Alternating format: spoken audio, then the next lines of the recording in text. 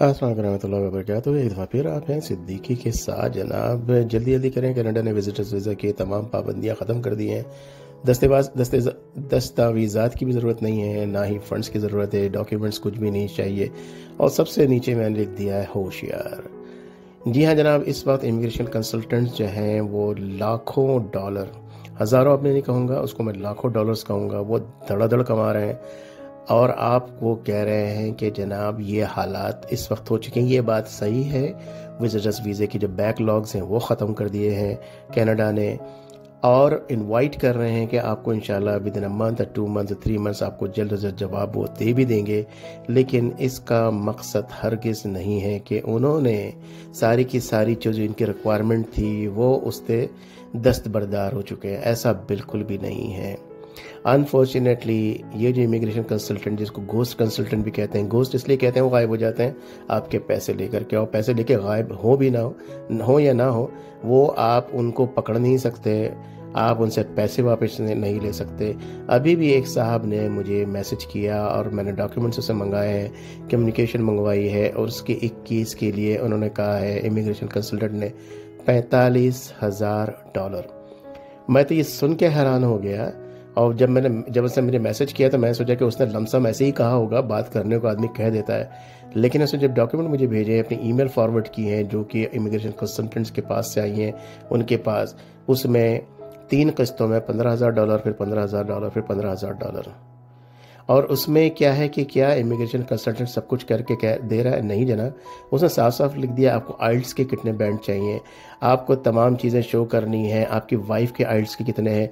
उन्होंने सारी रिक्वायरमेंट बता दी है। जब मैं, मेरे भैया, मेरी बहन, मेरे भाई, मेरे बच्चे जो भी सुन रहे हैं, मैं ये कहूँगा जब आपके पास आपको ये तमाम चीज़ें खुद करनी है, जॉब आपको ढूंढनी है, आइल्स आपने लिखना है, तो भाई किस बात के पैसे दोगे इमिग्रेशन कंसल्टेंट को? मैं यही आपको बार बार बावर करा रहा हूँ कि भाई पहली बात तो ये है कि ये पढ़े लिखों का काम है कनाडा आना। जब तमाम चीज़ें आपने देनी है तो कनाडा के जो इमिग्रेशन कंसल्टेंट, चाहे वो पाकिस्तान में बैठे हैं, कनाडा में बैठे हैं, उनको $45,000 क्यों दोगे मेरे भाई? मुझे बात समझ में नहीं आती कि आप क्यों दोगे उनको। फिर जनाब सिद्दीकी साहब करें क्या? सिद्दीकी साहब इसका जवाब पहले दे चुके हैं और कई दफ़ा कह रहे हैं, दे चुके हैं और दे भी रहे हैं, फिर दोबारा दे देता हूँ। ये आप खुद करेंगे, आप फॉर्म जो है खुद फिल करेंगे, इसकी रिक्वायरमेंट को आप खुद पूरा करेंगे। आज से 20 साल पहले मैंने अपने इन लॉज के लिए, फैमिली स्पॉन्सरशिप के लिए मैं कई कंसल्टेंट के पास गया। उस ज़माने में पैसे कम थे, रिजनेबल पैसे मांगते थे, कोई $500 मांगा, कोई $1,000 मांगा। अब मैंने देखा उसने मेरे सामने फॉर्म फिलअप करना शुरू किया, कभी इधर गलत करे, कभी उधर गलत करे। मैंने वहाँ से एक फॉर्म उठाया, मैंने कहा अच्छा मैं आऊँगा बाद में, फिर मैं आपसे फिलअप करवाता हूँ। मैं घर आया, उसका फॉर्म फिलअप किया, अप्लाई किया। आज मेरे इन लॉज के आए हुए 20 साल से ऊपर हो चुके हैं। चाहे वो $500 था, चाहे $1,000 था, मैं क्यों दूँ? चलिए मैं आपको फॉर्म फिलअप कर देता हूँ, आप मुझे देंगे $40,000? मैं आपसे पूछता हूँ, आप मुझसे डायरेक्ट कांटेक्ट करें, कहें कि सिद्दीकी साहब $40,000 मैं आपको दूंगा, मैं आपको 10% अभी वो भेज रहा हूँ, आप मुझे अकाउंट नंबर दें और आप मेरा फॉर्म फिलअप कर दें। ठीक है, एग्रीड? अगर आप एग्री हैं तो मुझे मैसेज करें, मुझे दे पैसे। मैं यही समझाने की बार बार कोशिश कर रहा हूँ। जब आपने दिमाग अगर बनाया है कि आपने आना है कनाडा, तो मेरे भाई चाहे विजिट वीज़ा हो, फॉर्म खुद ही फिलअप करें। आपको 1 दिन, 2 दिन, 3 दिन, 4 दिन, हो सकता है हफ्ता भर लग जाए। आपको सारी की सारी इंफॉर्मेशन इंटरनेट से मिलती है। अगेन, आप पढ़े लिखे समझदार हैं। अगर जो पढ़े लिखे समझदार नहीं है, इंग्लिश समझ में भी नहीं आती है, बोलने भी नहीं आती है, मैं आपको बार बार कहता हूँ सीख लें। और अगर नहीं सीख सकते हैं तो इसका ख्वाब दिमाग से निकाल दें। आपके लिए बेटर ऑल्टरनेटिव जो है ना, मैं आपको दूसरा मुल्क बताता हूँ, वो है मलेशिया। मलेशिया बड़ी खूबसूरत जगह है, बहुत अच्छी जगह है। सबसे बड़ी बात है कि वहाँ पे जो है इस्लामिक कंट्री है, वो वहाँ मुस्लिम्स आपके पास मौजूद हैं, और वो मुस्लिम हैं जो कि पेनलेस। जी मैं मलेशिया का मैं खुद विजिट कर चुका हूँ। आप यकीन माने, मेरा इन गोरों को मतलब साथ रहते रहते अब मेरा दिल ये चाहता है मैं वहाँ मूव हो जाऊँ। गोरे ठीक है, बहुत अच्छे हैं, अच्छी बात है, लेकिन इनका एक अपना एटीट्यूड है, एक अजीब हार्ड किस्म के लोग हैं, एक हार्ड किस्म की इनकी टोन है, एक अजीब वजाहत सी है इनके अंदर, पर्सनैलिटी बहुत ही अजीब सी है। जब मैं मलेशिया गया तो मुझे ऐसा लगा कि मैं अपने इस्लामिक मुल्क में हूँ, मुझे हर जगह से हलाल खाना मिल जाता, मुझे टेंशन नहीं है। दूसरा, लोग इतने पेनलेस है, वो आपको स्माइल ही देते हैं, वो कुछ भी हो आपको मुस्कुरा के देखते हैं। वहाँ पर अर्निंग के यानी आपको जॉब मिलती है, पैसे अच्छे मिलते हैं और ख़र्चे कम हैं, पाकिस्तान से करीब भी है। कनाडा ही में क्यों हमारी कहते हैं ना कि आम ज़बान में नाड़ क्यों गड़ी हुई है यहाँ पे। आपको अगर 45-50 हज़ार डॉलर अगर आपने फेंकने हैं तो ज़रूर कीजिए, आप आइए यहाँ पे। जी हाँ, यहाँ पे जनाब नाइट क्लब बहुत शानदार है, गोरियाँ आपको मुस्कुरा भी दे। असल में हमें असल है लालची, बिल्ली के ख्वाब में चीचड़े नज़र आते हैं। जब गोरी हमें मुस्कुरा के देखती है तो हम बड़े खुश हो जाते हैं, चाहे उम्र कोई भी हो, क्योंकि दिल तो भाई पागल है, दिल दीवाना है। सबसे बड़ा मसला ये है, और ख़ुसूसन मेरी उम्र के लोग, उनको गोरियां मुस्कुरा देती हैं, गुड मॉर्निंग कह देती हैं, मुस्कुरा के हम परेशान हो जाते हैं। बहरहाल अब ये वन साइडेड नहीं रह गया है, अब ये चाहे हम हो यानी कि मेल हो फीमेल हो, फीमेल को भी वही है कि जनाब गोरे ने जनाब हेलो कर दिया, मुस्कुरा दिया। तो ये तमाम चीज़ें शायद ये है, इसी वजह है। आप मलेशिया चले जाइए जनाब, अगर आपको कुछ नहीं मिलता वहाँ रहिए, ज़िंदगी गुजारिए। कनाडा आप आएँ, बिल्कुल आएँ। मैं ये समझता हूँ कि आपको आना चाहिए, बिल्कुल आना चाहिए। मैं आपको हमेशा एडवाइस करता हूँ, बल्कि इनकरेज करता हूँ, अपनी तमाम मसरूफियात में से टाइम निकाल के कोई ना कोई वीडियो बनाने की कोशिश करता हूँ जिससे आपकी मदद हो जाए, आपकी हेल्प हो जाए। लेकिन हाँ, अगर आपको इतने पैसे फेंकने का शौक़ है, आंख बंद करके आपके पास है, तो मैं ये कहूँगा भाई आप बिज़नेस वीज़े पे आ जाएँ। आप क्यों पैसे ज़ाया करते हैं? बिज़नेस वीज़े पे आ जाएँ। सिर्फ $1.5 लाख आपने यहाँ पे इन्वेस्ट करना है, $6 लाख आपने दिखाना है, बजाय 45-50 हज़ार डॉलर कंसल्टेंट को देने के लिए। तो इन शॉर्ट, इन समरी, मैं आपसे कहूँगा कि जनाब फॉर्म उठाएं, उसकी रिक्वायरमेंट को पढ़ें। आज से ये मिशन बना लें कि 3 महीने के अंदर आप काम करेंगे, अप्लाई करेंगे। देखिए, मैं आपको फिर इनकरेज कर रहा हूँ।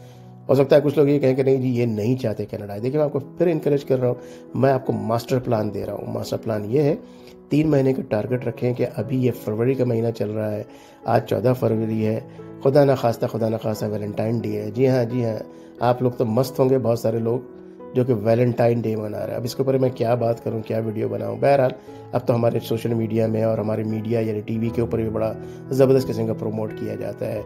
वो अपने वालिद जो है वैलेंटाइन साहब, उनको प्रमोट कर रहे हैं। वैलेंटाइना जो उनकी वालदा हैं, उनको प्रमोट कर रहे हैं। जो भी प्रमोट कर रहा है तो वो बेचारे उन्हीं के बच्चे हैं, क्या कहा जाए, बच्चे अपने वालिदैन को प्रमोट तो करेंगे ही। तो बहरहाल आप 14 फरवरी से लेके कहें कि आप 14 जून तक में, यानी विद इन दिस टाइम आप अप्लाई कर देंगे। आज से सारी चीज़ें निकाल के स्टडी करना शुरू करें। कुछ मेरी वीडियोज़ हैं, बहुत अच्छी वीडियोज़ भी मौजूद है जिसमें सारी मालूमात भी है। वीडियोज़ को छोड़ दें जनाब, canada.com पे जाएँ और canada.ca वहाँ से आपको सारी इन्फॉर्मेशन मिल जाती है। IRCC से सारी इन्फॉर्मेशन मिल जाती है।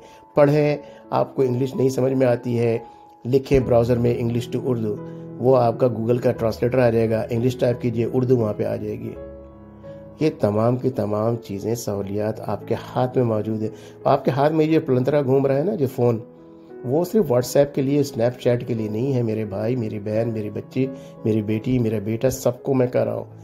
वो प्लंतरू आपके हाथ में, वो स्नैपचैट के लिए सिर्फ नहीं है, वो इंस्टाग्राम के लिए नहीं है सिर्फ, वो फेसबुक के अंदर पोस्ट डाल करके इंतज़ार करने में बैठने के लिए कि मेरे पोस्ट के ऊपर कोई पोस्ट क्यों नहीं करता, पोस्ट के ऊपर पोस्ट क्यों नहीं आते, कोई लाइक क्यों नहीं कर रहा। मैंने अपनी एक पोस्ट डाली थी, तस्वीर डाली थी, उसके अंदर सिर्फ 5 लाइक है, जबकि ज़हरा ने डाला था उसके ऊपर 5 मिलियन लाइक है। ज़हरा जीत गई, आप हार गई। नहीं, ये ज़िंदगी बड़ी प्रेशियस है, बड़ी कीमती है, इसको यूं ज़ाया ना करें मेरा बेटा। आप लोग इसको समझें। मैं जानता हूं, मैं आज पूरी ऑडियंस मैंने देखा है कि मेरे देखने वाले 13 साल के बच्ची से लेकर के 54 साल की 54 ईयर्स या 55 ईयर्स के जो बड़े हैं, वो तक मेरी आवाज़ सुन रहे हैं पूरी दुनिया से। ख़ास तौर पे 70% मुझे पाकिस्तान से सुन रहे हैं। इसीलिए मैं सबको कहता हूँ, पाकिस्तान में खुदा न खास्ता कोई आफत नहीं आई है, अभी तक आएगी भी नहीं। हालात ख़राब हैं, ऐसे हालात ख़राब बहुत पहले भी हम देख चुके हैं। आज आप जाते हैं, यानी कि आपको फूड स्ट्रीट्स लगी हुई हैं, फूड स्ट्रीट के नाम से कोई नहीं है कराची में ख़ास तौर पे, लेकिन पूरे पाकिस्तान में इतना ज़्यादा खाना पीना है, ये चिकन टिक्का ये वो तो बिल्कुल जनाब यानी बकवास हो गया है। तो अब तो बिल्ली भी नहीं खा रही, कुत्ता भी नहीं खा रहा। हमें याद है कि हमारे घर में एक चिकन अगर आती थी 2 से 3 महीने में, अब उसकी रान किसके पास जाएगी, उसका भी फड्डा था। आप कहेंगे फिर पुरानी बात लेके बैठ गए। पुरानी बात से आपको मिसाल देंगे ना, और कैसे देंगे आपको मिसाल, कैसे आपको समझ में आएगी वो मुझे बता दीजिए, मैं वहां से आपको मिसाल दे देता हूँ। हम बड़े खुश होते थे किसी की शादी में अगर जाना होता था कि यार आज खाएंगे खाना। पूरे साल में जो मेरी उम्र के लोग हैं वो इस चीज़ को कमेंट करें अगर आपको ये बात सही लगती है कि मेरी उम्र के लोग या वो लोग जो देख चुके हैं, पूरे साल में ईद में 2 जोड़े यानी 2 कपड़े बनते थे हमारे लिए। 2 जूते होते थे, एक काला जूता जो कि कहीं जाने के लिए पहनते थे, एक सफ़ेद पीटी शूज़ जिसके ऊपर जो उसके ऊपर वाइट कलर लगाने वाला आता था, वो लेकर आते थे दीवान जी की दुकान से, शाह फैसल कॉलोनी नंबर 5। अगर दीवान जी की दुकान को आप जानते हैं और आपको जमील गंडा गोला वाला याद है, तो मैं वहीं से हूँ जनाब। दीवान जी की दुकान से वो लाते थे और उस पीटी शूज़ जो वाइट होता था उसके ऊपर कलर करते थे, यानी वाइट करते थे ताकि वो सफ़ेद हो जाए। उससे पहले जब प्राइमरी स्कूल में पढ़ते थे हमारे पास तख्ती हुआ करती थी, उस तख्ती को मुल्तानी मिट्टी ला के गीला करके उसके ऊपर लेप लगाते थे। कंडा कलम, उसको कंडा कलम ही कहते थे, उसकी निब कुछ था पॉइंटर को उसको शार्प किया करते थे और उसके बाद उससे लिखा करते थे। जी हाँ, हमारी ज़िंदगी ऐसी गुजरी है। Shah Faisal colony मुफाद Niswa school 5 number जाते थे तो पहले स्टाफ रूम से जा कर के दरी लेके आया करते थे, उसको झाड़ते थे, दरी बिछाते थे, अपना बस्ता रखते थे और बैठते थे और पढ़ते थे। आप क्या समझ रहे हैं कि आप गुर्बत में ज़िंदगी गुजार रहे हैं, आप प्रॉब्लम में ज़िंदगी गुजार रहे हैं? हमने ऐसी ज़िंदगी गुजारी है, लेकिन हर चीज़ में अल्लाह का शुक्र रहा क्योंकि हमने किसी चीज़ को लिए ही नहीं था अपने ऊपर।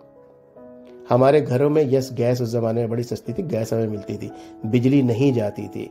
लेकिन मेरे क्लास में एक बंदा था आफताब, वो बंदा ऐसी जगह पर रहता था कि वो लकड़ियाँ काटते थे शाम को ला करके, वो लकड़ियाँ घर में जलाते थे। लेकिन पढ़ने में ऐसा बंदा कि हर क्लास में फर्स्ट आने वाला बंदा, उसकी राइटिंग इतनी खूबसूरत थी कि कॉपी के पहली पेज पर अपना नाम लिखवाने के लिए उसके पास ऑलरेडी एडवांस में बुकिंग होती थी, 8-10 कॉपीज़ बच्चों की होती थी, उसके बाद हमारी बारी आती थी। ऐसा भी हुआ है। आप किस चीज़ को रो रहे हैं? आप अगर रो रहे हैं इसका मतलब है कि हज़रत मूसा अलैहिस्सलाम के ज़माने में जब मन और सलवा उतरा था, उस ज़माने में रोने लगे थे लोग कि यार रोज़ हम ये खाएं। ये मन और सलवा का मतलब ये होता है कि मन का मतलब होता है कि बड़े मज़ेदार चटपटा खाना, जो कि मुर्गी को मतलब कोई भी गोश्त था, वो गोश्त हुआ करता था, उसके साथ सलवा जो था वो मीठा खाना था।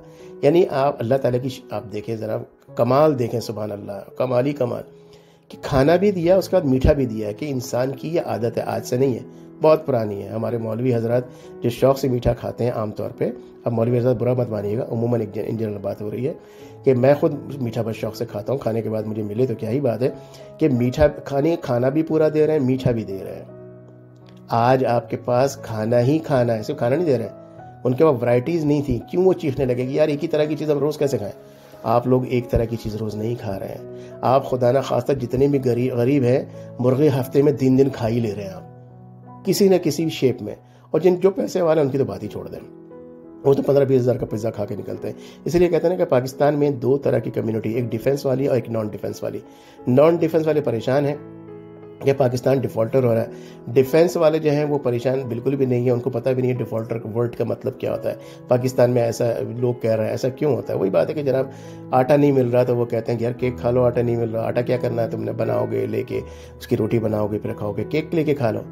तो जनाब अल्लाह का शुक्र अदा करें, सारी चीज़ें आपके पास है। जी हाँ, आपको कनाडा आने की ख्वाहिश है, उसके लिए आप तब-ओ-दौ करें। ये जो आपके जो है 15-15, 20-20 हज़ार, 30-30 हज़ार डॉलर, बल्कि आपके अम्मी का जेवर जो आपको बेच के उन्होंने पैसे दिए, आप बीवी का मकान या बीवी के जेवर या बच्चों ने अपने वालिदैन के मकान बेच करके जो ये पैसे इमिग्रेशन कंसल्टेंट को दे रहे हैं ना, उनसे बच जाइए। आप नहीं आ रहे कनाडा, कोई ऐसी बात नहीं है। मैंने अभी मिसाल दी अपनी ज़िंदगी की हमने कैसे गुजारी है। आप यूं ही समझ लें कि अल्लाह ताला ने आपके लिए यही ज़िंदगी यहाँ पे लिखी है, और आज के बाद यानी इस दुनिया से गुजर जाने के बाद जो ज़िंदगी लिखी है वो अल्लाह ताला ने वो लिखी है जो कि इस दुनिया में लोगों को नहीं मिली। जन्नत, आला मकाम, हुजूर सल्लल्लाहु अलैहि वसल्लम, असहाबे कराम के बीच में मकान, सेंटर में। क्या आपको वो चाहिए या ये चाहिए? तो ये बात मुझे समझ में नहीं आती है कि लोग यूँ क्यों नहीं समझ रहे हैं कि भाई खुद करें काम। जैसे कि मैंने अभी बहुत तफसील से ही बात बताई, खुद से काम करें, नहीं होता ना करें, छोड़ दें। आप सोच लें कि यार आप नहीं होने वाला, कोई मसला नहीं है, कोई और काम देख लें, कहीं और जाने के बारे में सोच लें। कनाडा में कहते हैं ना, मैंने जैसे पहले भी कहा कि नाड़गढ़ी है, क्या करना है यार आपने। भाई स्थिति के साथ फिर वही कह रहे हैं कि यार वो खुद बैठे हुए हैं। अरे भाई मैं जिस ज़माने में आया था, मैं अपनी स्टोरी क्या बताऊँ। वही बात है कि आप लोग कहेंगे तो कभी मैं पूरी स्टोरी अपनी बता भी दूंगा। मैंने कभी, यानी यूँ कहते हैं ना अल्फाज, पहले इस बात को कहते हुए ये कहते हैं आमतौर पर, अल्लाह गवाह है। कुछ लोग कहते हैं देखो रिस्क पे बैठा हूँ, झूठ नहीं बोलूँगा। कुछ कहते हैं देखो जानवा से बैठा हूँ, झूठ नहीं बोलूँगा। कुछ कहते हैं कि यार वजू में हूँ, झूठ नहीं बोलूँगा। देखो मस्जिद में झूठ नहीं बोलूँगा। मैं यूँ कह दूँगा मेरा अल्लाह गवाह है, मैं कनाडा नहीं आना चाहता था। मैं जब 18 साल की उम्र का था, मेरे वालिद साहब PIA में थे, तो मुझे वो न्यूयॉर्क लेके गए। न्यूयॉर्क की स्कूल में मुझे एडमिशन हो गया, फ्री में विजिट पे गए थे। मुझे वहाँ रहने को मकान मिल गया। मैंने 3 महीने उस स्कूल में पढ़ा और 3 महीने बाद भाग आया कि मुझे पता नहीं क्यों गोरे के मुल्क में उस ज़माने में मेरा दिल नहीं लगा। मैं जब कनाडा आया हूँ 1997 में, मेरा दिल नहीं था कि मैं कनाडा जाऊँ। बस कैसे हुआ, बस वो अल्लाह ही जानता है। मेरा रिस्क यहाँ लिखा था, मैं यहाँ आ गया। मेरी ख्वाहिश कभी भी नहीं थी। तो जनाब अगर आपका काम नहीं हो रहा है तो ख्वाहिश मत करें, छोड़ दें, साइड में डाल दें। पाकिस्तान बहुत ज़बरदस्त मुल्क है। थोड़े से पैसे निकालें, पूरे पाकिस्तान के चक्कर लगा के आए, नारायण कागन जाएं, खूबसूरती देखें यार वहाँ की। अल्लाह ताला, मैं तो यहाँ बैठ के वीडियोज़ उनकी देखता हूँ, उनके व्यूज़ बढ़ाता हूँ, उनके पैसे बढ़ाता हूँ। मेरे पैसे इसलिए ज़्यादा मुझे अर्न नहीं होते कि सारे जो पाकिस्तान से देखते हैं। जिन लोगों के कनाडा और अमेरिका से देखते हैं उनके पैसे बहुत बनते हैं। तो मैं यहाँ कनाडा में बैठ के नारायण कागान को, दूसरी जगहों को देखता हूँ, बहुत शानदार जगह है पाकिस्तान के अंदर। मैं कहता हूँ सुभान अल्लाह। मैं यहाँ की उन चीज़ों से उसको कंपेयर करता हूँ तो मैं देखता हूँ कि यार वो तो बड़ा खूबसूरत मुल्क है। आपकी प्रॉब्लम ज़रूर है लेकिन बहुत खूबसूरत मुल्क में बैठे हुए हैं आप। तो जनाब ऑलरेडी वीडियो मैंने लंबी कर दी है। उमूमन जैसे मैं करता हूँ कि जी हाँ, इमिग्रेशन कंसल्टेंट की झांसी में ना आए, बिल्कुल उस पर मत पड़े। मैं आपको ये कहूँगा, जैसे कि मैंने पहले भी कहा था कि मैंने एक लिंक दिया था, मैं ये समझता हूँ नहीं करना चाहिए। कोई भी इमिग्रेशन कंसल्टेंट, मैं नहीं कहता कोई वो 2 नंबर ही है। Immigration consultant means money money money. उसने आपसे बहुत सारे पैसे ऐंठने ही ऐंठने, काम भी कर देंगे, मैं ये नहीं कहता, लेकिन मैं कहता हूँ किसी काम का कोई certain limit of the profit होनी चाहिए ना, certain limit of the profit. चलिए एक सर्टेन लिमिट 100% कह लीजिए। यहाँ तो 2000% है जनाब, 40,000 $45,000 डॉलर, कितने 1000% है ये। और जबकि आपने हर चीज़ प्रोवाइड करनी है। वो ये तो नहीं कह रहे जी आइल्स हम अपनी जगह पे, आपकी जगह पे लिख देंगे। वो ये नहीं कह रहे जी जॉब भी आपको हम अपनी जगह से, अपनी तरफ से आपको दिलवा के देंगे। अगर तो वो कहेंगे जी मैं आपको जॉब दिलवा के दूंगा, 100% आप जॉब पे आएंगे, सीधा 1-1.5 महीने में आपके पास पैसे होंगे, या 3-6 महीने में आपके पास किस्तों में आप हमें पे कर दीजिएगा, वो भी नहीं है। जब काम ही आपने सारा का सारा करना है, तो उसने फॉर्म भरने के $45,000 किस चीज़ के।